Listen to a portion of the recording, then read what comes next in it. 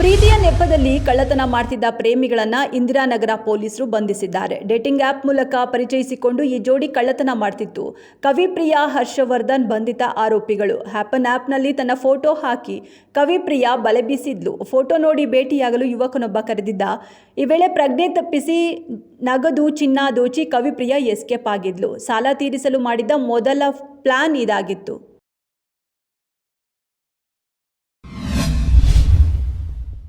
ಬೆಳ್ಳಂಬೆಳಗ್ಗೆ ಭೀಕರ ರಸ್ತೆ ಅಪಘಾತ ಸಂಭವಿಸಿದ್ದು 42 ಭಾರತೀಯರು ಸಾವನ್ನಪ್ಪಿರುವ ಶಂಕೆ ವ್ಯಕ್ತವಾಗಿದೆ. ಮೆಕ್ಕಾದಿಂದ ಮದೀನಾಗೆ ಹೋಗುತ್ತಿದ್ದಾಗ ಬಸ್ ದುರಂತ ಸಂಭವಿಸಿದೆ. ಮುಫರಿಹತ್ ಬಳಿ ಪ್ರಯಾಣಿಕರಿದ್ದ ಬಸ್ ಡೀಸೆಲ್ ಟ್ಯಾಂಕರ್ಗೆ ಡಿಕ್ಕಿ ಹೊಡೆದು ಭಾರೀ ದೊಡ್ಡ ಪ್ರಮಾಣದಲ್ಲಿ ಬೆಂಕಿ ಕಾಣಿಸಿಕೊಂಡಿದೆ. ಎಲ್ಲ ಪ್ರಯಾಣಿಕರು ಹೈದರಾಬಾದ್ ಮತ್ತು ತೆಲಂಗಾಣ ನಿವಾಸಿಗಳು ಎಂದು ಹೇಳಲಾಗ್ತಿದೆ.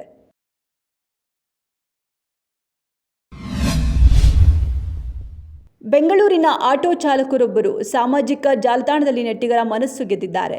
ಪ್ರಯಾಣಿಕರೊಬ್ಬರು ಆಟೋದಲ್ಲಿ ಹಣ ತುಂಬಿದ್ದ ಬ್ಯಾಗ್ನ ಮರೆತು ಬಿಟ್ಟು ಹೋಗಿದ್ರು.